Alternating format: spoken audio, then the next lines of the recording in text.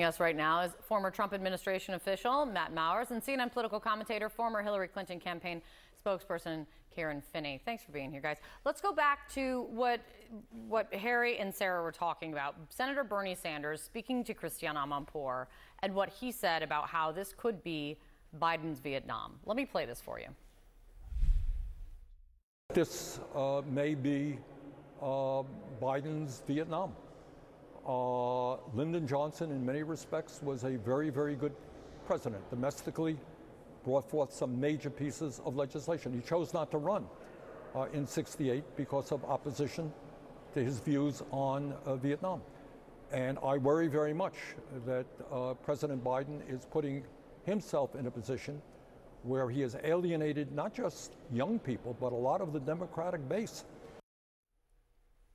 Karen, these protests, Israel's continuing war against Hamas, Biden's Vietnam, do you see that? Do you fear that? I don't, for a number of reasons. As Harry and others have mentioned, I mean, there was a huge difference in terms of the motivation of the population in '68, where people were afraid of going to war. The other thing, having talked to both of my parents who were involved in the civil rights movement, we also have to remember that in '68, we lost Martin Luther King Jr., we had already lost JFK, we lose RFK, we lose Malcolm X. I mean, so many icons. And so there was so much pain in the system that was directly impacting the things that people were fighting for. So I think there are a number of differences. What I think is important, though, is what is the pain point that is mobilizing these young people? One of the challenges and reasons it's not like Vietnam is it's diffuse. There is no central leadership. There is no, coordination among different groups around a core message.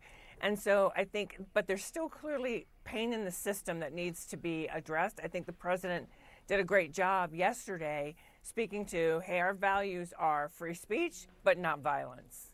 And Matt, I wanted to get your take on what you heard when President Biden spoke out publicly for the first time yesterday. As Axios put it, he's trying to thread a needle of defending students' rights to protest, condemning anti-Semitism, condemning violence.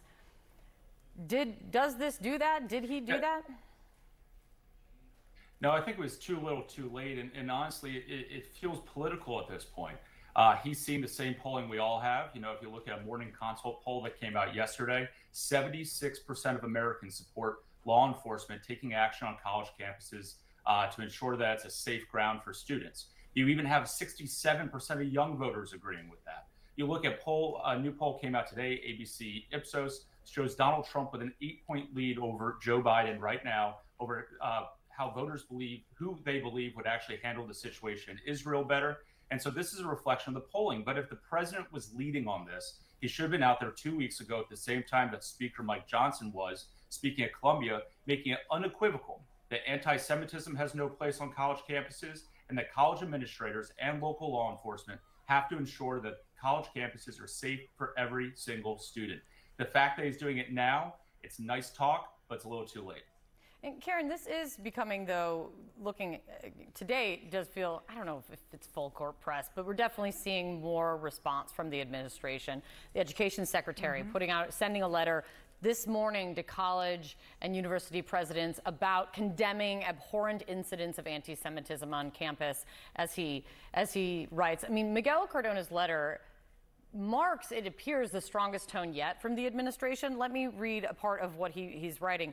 As the 2023-24 school year comes to a close, I remain incredibly concerned by the reports of anti-Semitic hate directed at students on some campuses.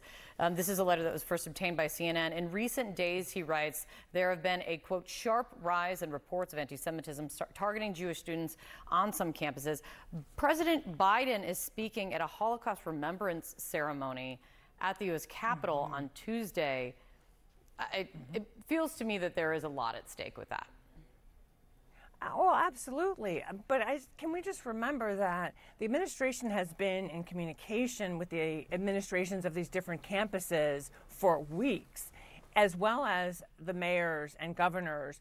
And I do think that those administrators deserve time to try to have peaceful resolutions like we've seen in some instances. I think what changed is what was happening at UCLA, my alma mater, so that was heartbreaking, and the violence. So, and that's when it was clear, and certainly with Columbia. I think in the speech next week, what the president needs to do is, this is a perfect opportunity to remind us what this is all about. I think you can, use this as a teaching moment. What's happening in the conflict? What is he doing, actually, to try to resolve the conflict and to bring hostages home?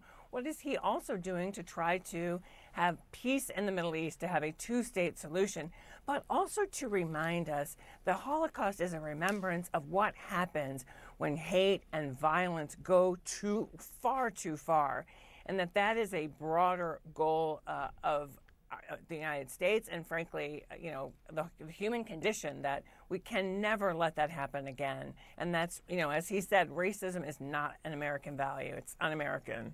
Matt, a final thought from you, because those are moments that any president, it's a very presidential moment. And maybe at that same time, Donald Trump may be in a courtroom in New York.